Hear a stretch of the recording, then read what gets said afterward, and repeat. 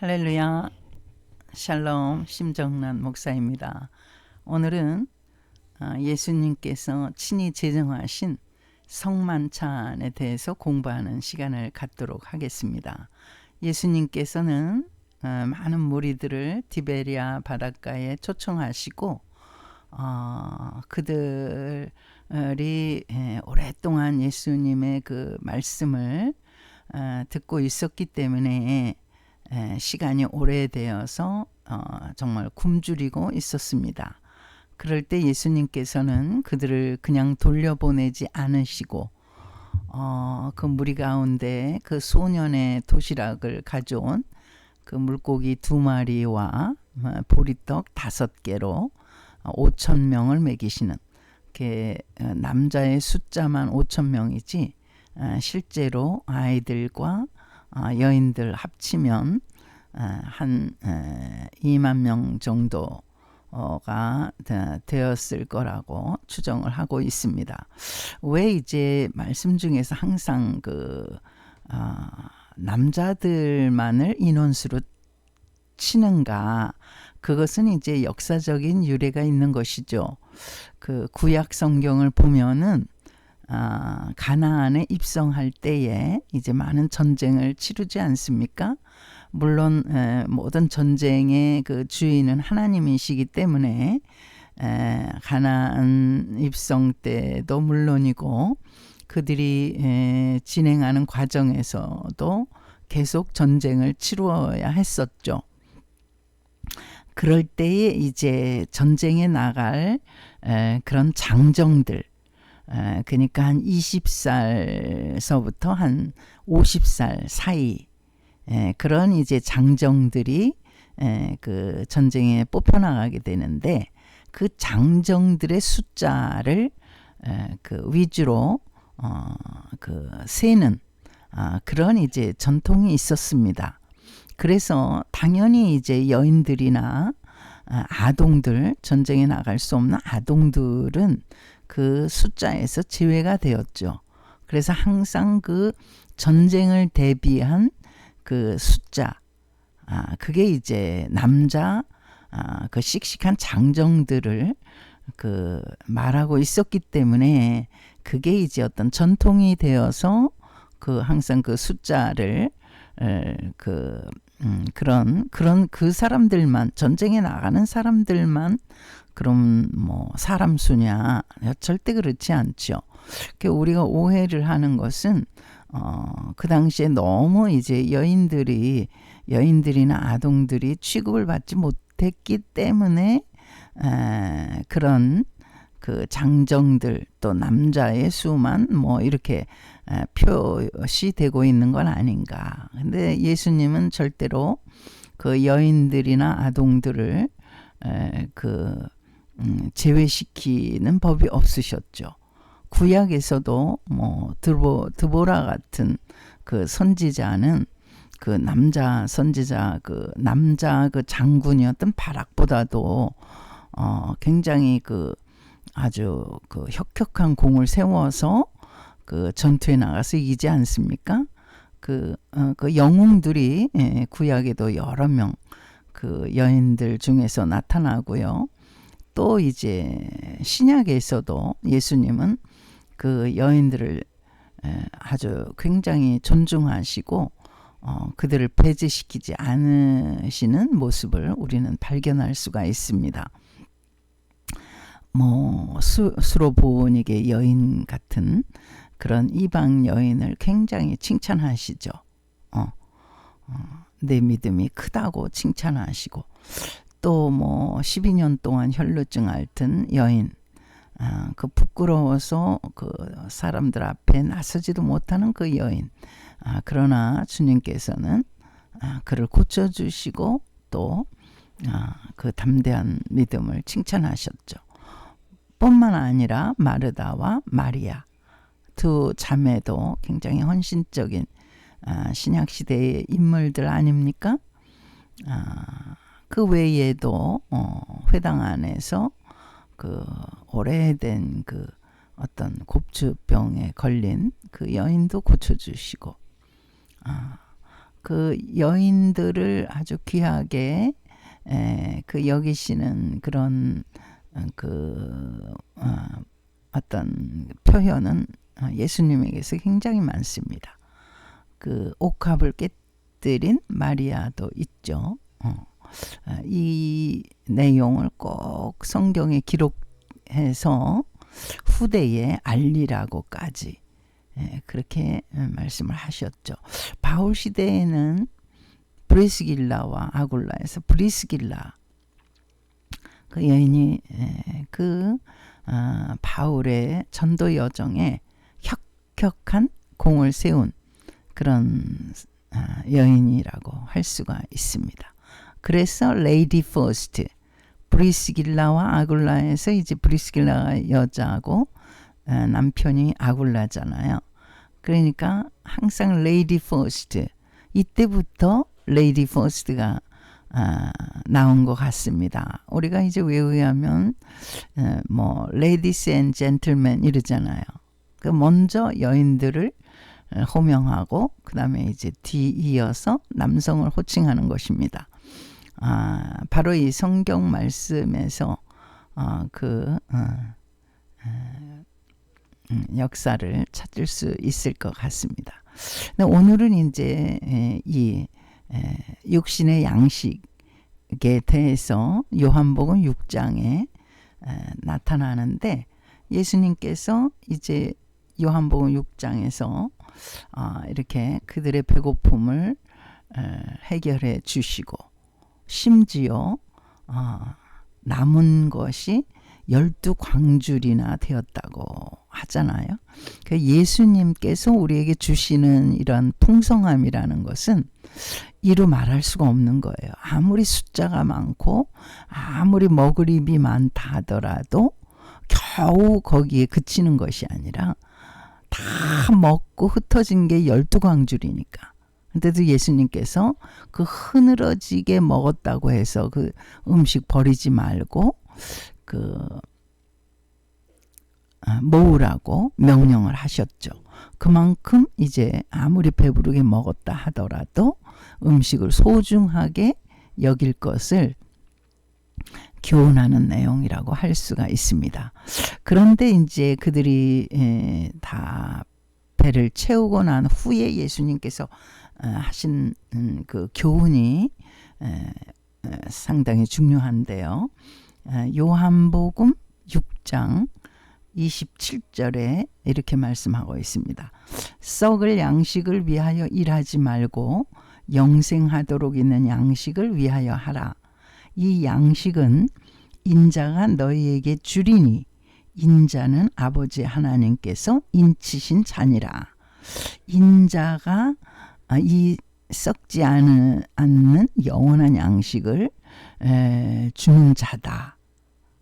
나는 하나님으로부터 완전히 보증받은 자다. 이렇게 이제 주님께서 그 당시에 예수님을 반신반의하고 떡은 먹었지만은 또 믿음이 부족한 그런 사람들이 많이 있지 않았습니까? 이렇게 말씀하시는 거죠. 썩을 양식과 썩지 않을 영생하도록 있는 양식이 있다. 그럼 썩은 양식은 뭐냐? 썩을 양식은 바로 육신의 양식이죠.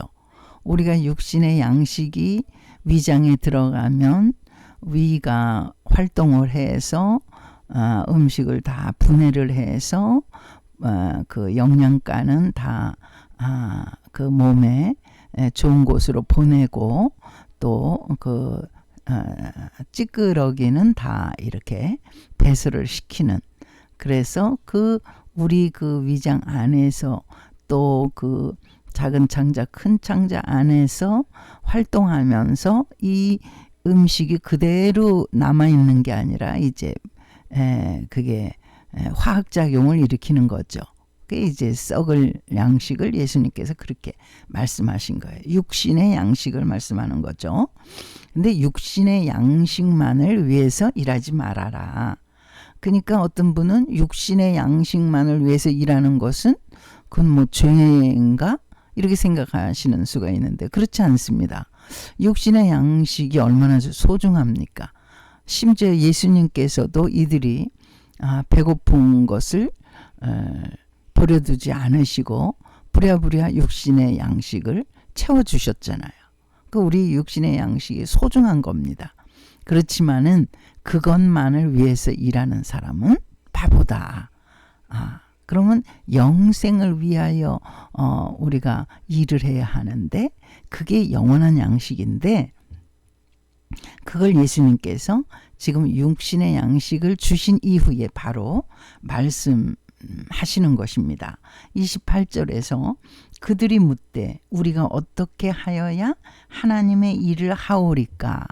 하나님의 일이 그 영생하도록 있는 영혼의 양식이다. 이렇게 이들이 이해를 한 것이죠. 그러니까 29절에 예수님께서 대답하여 이르시되 하나님께서 보내신 이를 믿는 것이 하나님의 일이다. 하나님께서 보내신 이가 누구예요? 예수 그리스도죠. 예수 그리스도를 믿는 것, 믿음 생활이 바로 영생이다. 영혼의 양식이다. 이렇게 말씀하시는 거예요.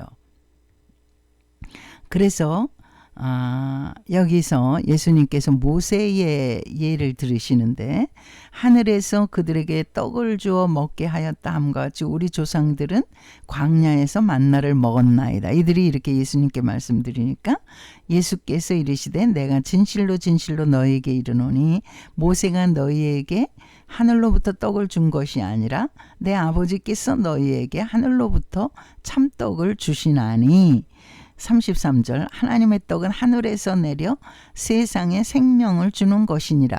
모세가 광야에서 40여 년을 있는 동안에 하늘에서 만나와 메추라기가 내려서 그들이 그 육신의 양식으로 삼았잖아요. 그것도 사실은 하나님께서 주신 거죠. 육신의 양식도 하나님이 주시는 것입니다. 세상 만사에서 얻는 모든 물질은 다 하나님 것입니다. 하나님의 우리에게 베풀어 주신 은혜라고 할 수가 있고 은덕이라고 할 수가 있죠. 그런데 여기서 이제 예수님께서 이 육신의 떡에서 한 차원 더 이제 올라가서 예수께서 이르시되 나는 생명의 떡이니 내게 오는 자는 결코 줄이지 아니할 터이요 나를 믿는 자는 영원히 목마르지 아니하리라. 그 생명의 떡과 영원히 목마르지 아니하는 영생수를 지금 예수님이 설명을 하고자 하시는 것입니다. 육신의 양식을 풍성하게 먹이신 후에 예수님께서 그걸로 교훈이 끝 아니라 영혼의 양식으로까지 지금 예수님께서 이어서 이렇게 말씀을 하고자 하시는 것입니다. 그러니까 예수 그리스도를 믿는 것이 바로 영혼의 양식이고 하나님의 일이다. 이렇게 예수님 말씀하시지 않았어요? 자, 여기서 쭉 내려가서 예수님께서 이렇게 말씀하시는 거예요. 내 아버지 40절입니다. 내 아버지의 뜻은 아들을 보고 예수 그리스도죠. 아들을 보고 믿는 자마다 영생을 얻는 이것이니 마지막 날에 내가 이를 다시 살리리라 하시니라. 그러니까 심판날에 심판을 받지 아니하고 심판을 면제받고 예수님이 우리를 살리시겠다. 이미 죽었던 자들도 무덤에 들어갔던 자들도 일으키시리라. 이렇게 말씀하시는 거죠. 그러니까 예수님이 지금 기승전결이라면은 이제 처음에는 육신의 양식으로 시작해서 우리에게 배부르게 먹으셨는데 인간이 그것만으로 끝나면 그거는 정말 어리석은 인생이다. 그럼 이제 육신의 양식으로 배불린 사람이 그 다음으로 생각할 것이 뭐냐? 바로 영혼의 양식을 생각해야 하는데 이 영혼의 양식은 학교에서 어떤 고상한 교육을 받는다든가 어떤 인생 철학을 공부한다든가 이런 어떤 그런 정신적인 교양을 쌓는 것, 이런 것에서 그치는 것이 아니라 바로 영생의 양식이 있다. 영혼의 양식이 있다. 그 영혼은 그 하나님을 믿는 것이고 예수 그리스도, 하나님이 보내신 예수 그리스도를 믿는 것이 바로 영혼의 양식인데, 이것을 누가 주느냐?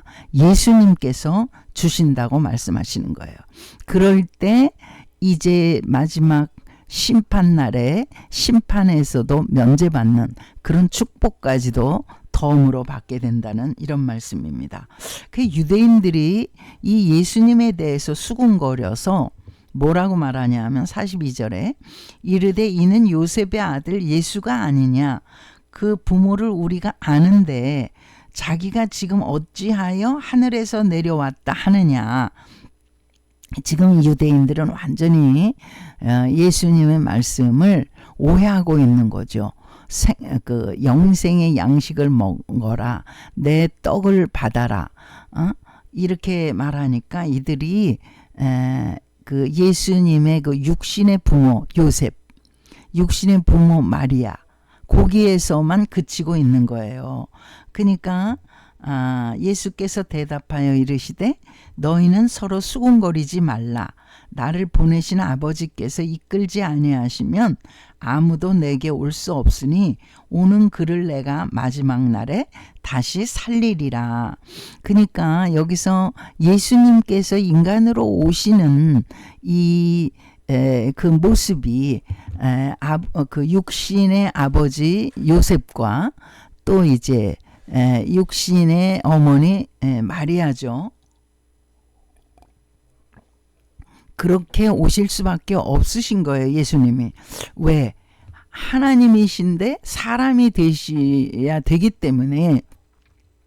사람은 그 부모가 있잖아요. 육신의 부모가 있잖아요.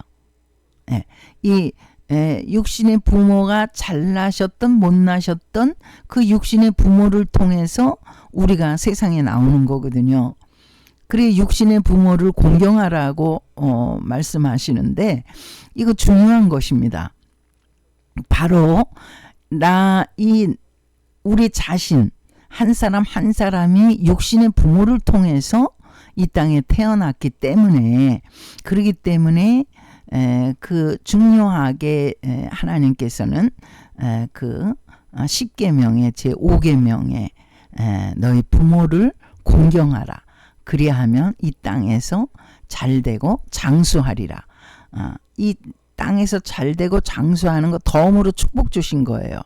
땅에서 잘되고 축복받으려고 부모님을 공경하는 건 아니지만 부모를 공경하는 사람은 땅에서 잘되고 장수의 복을 누리겠다고 그 하나님께서 십계명에 이미 약속을 우리에게 주셨거든요. 육신의 부모가 못났다고 저주를 하거나 또는 뭐 비난을 하거나 이렇게 하면은 그러면 그 자손은 세상에서도 살 때 힘듭니다. 그 예수님도 그래서 똑같은 방법으로 오셔야 인간을 구원하실 수가 있기 때문에 요셉과 마리아를 통해서 육신을 받으신 것입니다. 그러나 그의 존재는 하나님이셨고 하나님의 영이셨고 또 그 하나님의 사명을 받아서 오신 거죠. 성령으로 잉태되셨다. 이렇게 말씀하는 거죠. 그러니까 우리는 다 부정모혈로 아버지의 정자와 어머니의 난자를 통해서 우리가 인간이 되었는데 예수님께서는 그런 부정모혈이 아니라 하나님의 성령으로 잉태되어신 그러는 마리아의 몸을 통해서, 그러나 그 프레임은 그 인간의 부모의 프레임은 요셉과 마리아로 그렇게 이해하시면 될 것 같습니다. 그 예수님께서 이렇게 이제 그 영혼의 양식에 대해서 설명을 하니까 여기 보십시오. 내가 곧 생명의 떡이니라. 48절입니다. 49절 너희 조상들은 광야에서 만나를 먹었어도 죽었거니와 이는 하늘에서 내려오는 떡이니 사람으로 하여금 먹고 죽지 아니하게 하는 것이니라. 모세의 만나는 광야에서 만나 먹고 그러나 다 죽었죠. 그러나 51절에 나는 하늘에서 내려온 살아있는 떡이니 사람이 이 떡을 먹으면 영생하리라. 내가 줄 떡은 곧 세상의 생명을 위한 내 살이니라. 그러니까 예수님이 주시는 떡인데 이거는 모세의 떡과 달리 예수님이 주시는 이 생명의 떡은 영생하도록 있는 떡이다. 우리가 세상에 살면서 받아야 할 생명의 떡이다. 이건 바로 내 살이다. 그러니까 예수님의 살이라고 그런 거예요. 그러니까 52절에 그러므로 유대인들이 서로 다투어 이르되 이 사람이 어찌 능히 자기 살을 우리에게 주어 먹게 하겠느냐. 여기서 이제 설명이 필요한 거죠. 예수님의 살을 먹으라고 하니까 유대인들이 어떻게 자기 살을 우리에게 주어 먹게 하겠냐. 그럼 예수님이 죽으셔야 되나? 그리고 우리가 살을 먹나? 요한복음 8장에는 예수님이 자결을 하려 하시는가? 자살을 하려 하시는가? 이런 말씀. 그러니까 이게 오해가 이렇게 계속적으로 증폭이 되고 있는 것이죠. 예수는 계속 더 발전시키십니다. 예수께서 이르시되 내가 진실로 진실로 너희에게 이르노니 인자의 살을 먹지 아니하고 인자의 피를 마시지 아니하면 너희 속에 생명이 없느니라. 저기 인자의 살과 인자의 피가 바로 예수님의 그 육신의 살과 피가 아니라 성만찬을 지금 설명하고 계시는 거예요. 예수님이 승천하시고 부활하시고 승천하신 후에 성만찬이 이렇게 이제 주기적으로 시행이 되기 시작했는데 이미 예수님께서 그 디베랴 바닷가에서 그 수많은 군중들에게 그 육신의 양식을 먹이시면서 이 성만찬에 대한 영적인 이 양식에 대한 것을 설명을 하고 계시는 것입니다. 54절도 계속 이어지죠. 내 살을 먹고 내 피를 마시는 자는 영생을 가졌고 마지막 날에 내가 그를 다시 살리리니. 그러니까 이 성만찬에 참석하는 자들만 마지막 날에 다시 살려지는, 예수님 때문에 살려지는 그런 역사가 일어나는 것입니다. 이 성만찬이 우리가 그저 주기적으로 교회에서 포도주와 빵을 그저 주기적으로 받는 어떤 연례 행사로 생각하면 안 된다는 것입니다. 이 성만찬에 참석하는 자만이 주님께서 마지막 날에 내가 그를 다시 살리리니 이런 말씀을 요한복음 6장 54절에 주신 것입니다. 그러면서 55절에 내 살은 참된 양식이요 내 피는 참된 음료로다. 이 성만찬이 얼마나 중요한 것인가를 우리가 유념해야 될 것입니다. 또 56절 내 살을 먹고 내 피를 마시는 자는 내 안에 거하고 나도 그의 안에 거하나니. 57절 살아계신 아버지께서 나를 보내심에 내가 아버지로 말미암아 사는 것 같이 나를 먹는 그 사람도 나로 말미암아 살리라.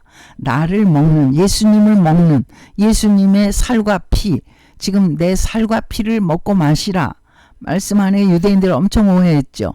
그러나 여기서 예수님이 나를 먹는 그 사람도 나로 말미암아 살리라. 예수님은 어떻게 먹습니까? 우리가 성만찬에 참석함으로 먹습니다. 그 성만찬을 너무너무 소중하고 귀하게 여겨야 되는 것입니다. 교회의 성만찬이 이제 시행된다는 것을 미리 광고하잖아요. 그것은 왜 그렇습니까?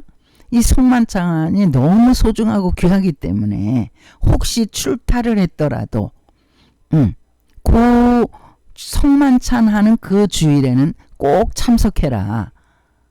이걸 알리기 위해서 광고하는 것이에요. 이 성만찬이 그렇게 중요한 거예요. 예수님의 살과 피를 기념하는 것이기 때문에 이게 마지막 날에 우리가 마지막 날에 예수님이 우리를 살리셔야 되는데 이 성만찬에 참여하는 사람만 허락되는 것이기 때문에 소중하게 생각해야 된다는 것입니다. 이 성만찬의 의미는 바로 이 성만찬을 참석함으로 나를 기념하라. 이렇게 예수님 말씀하셨거든요. 이 고린도전서 11장이 바로 그 성례 장인데요. 고린도전서 11장 23절 읽어보겠습니다. 내가 너희에게 전한 것은 주께 받은 것이, 이건 이제 바울이 말한 것이죠. 바울이 고린도 교회에 서신을 보내면서 말하는 것입니다. 내가 너희에게, 고린도 교회에 너희에게 전한 것은 주님께로 직접 받은 것이다. 지금 요한복음 6장에서 주님께서 직접 우리에게 성만찬을 교육시켜 주시는 거잖아요. 내 살과 피를 먹고 마시라. 이게 바로 성만찬의 효시가 되는 것입니다. 예수님께서 직접 제정하시고 교훈해 주셨죠. 말씀으로 가르쳐 주셨죠.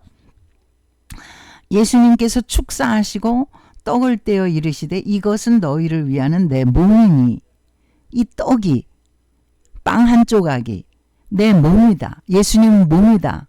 이렇게 예수님이 직접 말씀하신 거예요. 이것을 행하여 나를 기념하라 하시고, 기념하라 하는 것은 기억하라네요. Remember. 기억하라는 말씀입니다. 예수님을 기억하라. 예수님이 뭐를 기억하라는 거예요? 예수님이 하나님이시면서 사람이 되어 오신 예수님. 왜 사람이 되셨습니까? 사람을 구원하시려고, 우리 죄인을 구원하시려고 인생의 친히 되셨어요. 자기를 아주 낮추셨죠. 자기를 비하시키셔서 사람의 몸으로 오신 거예요. 그래서 죄인인 인간을 구원하러 오신 것이죠. 그래서 너희를 위하는 내 몸이다. 너희 죄인들을 구원하기 위한 내 몸을 내가 너희에게 지금 떼어서 주니까 이것을 받아 먹어라. 그런 성만찬의 떡을 받아 먹는 사람은 그 죄를 용서받는 것입니다. 성만찬의 의미가 바로 죄 용서하고도 연결이 되어 있다고 할 수가 있습니다. 이 잔은 내 피로 세운 새 언약인, 이 잔이 뭐예요? 포도주 잔이죠. 이 포도주는 내 피로 세운, 예수님이 십자가에서 피를 흘리셨잖아요. 피를 흘리시면서 언약을 세우신 것인데 그게 뭐예요? 내가 피를 흘림으로 말미암아 너희들이 흘려야 할, 너희들이 죄로 말미암아 흘려야만 하는 피를, 내가 대신 피를 흘리면서 너의 죄를 씻어주었다. 그게 새 언약이잖아요.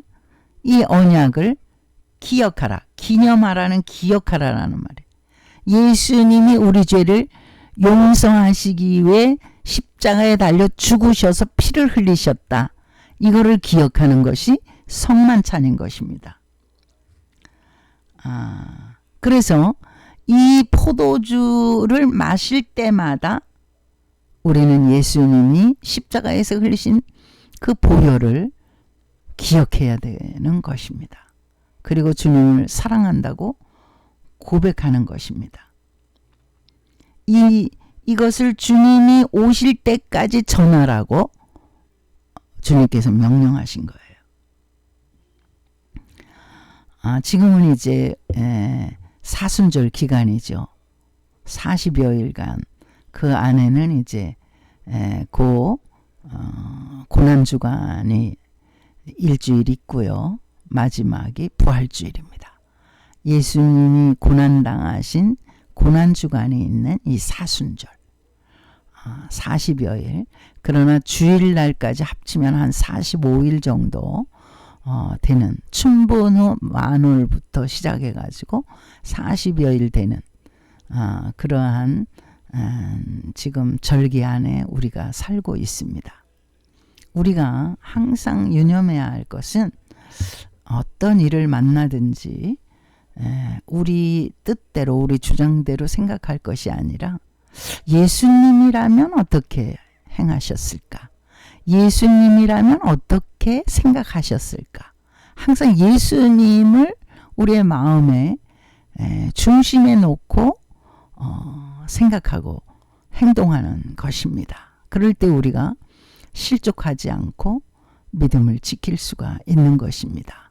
우리가 엇나가는 길로 빠져나가다가도 또 실수로 말을 잘못했더라도 예수님이 우리 중심에 계시기 때문에 우리 주님이시라면 이러지 않으셨을 텐데, 우리 주님이시라면 이렇게 하셨을 텐데 하고 우리가 바로 시정을 할 수가 있고 수정을 할 수가 있는 것입니다. 오늘은 이 고난주간을 우리가 지나면서 성만찬의 그 위대한 의미를 생각하는 시간을 가져보았습니다. 할렐루야, 감사합니다.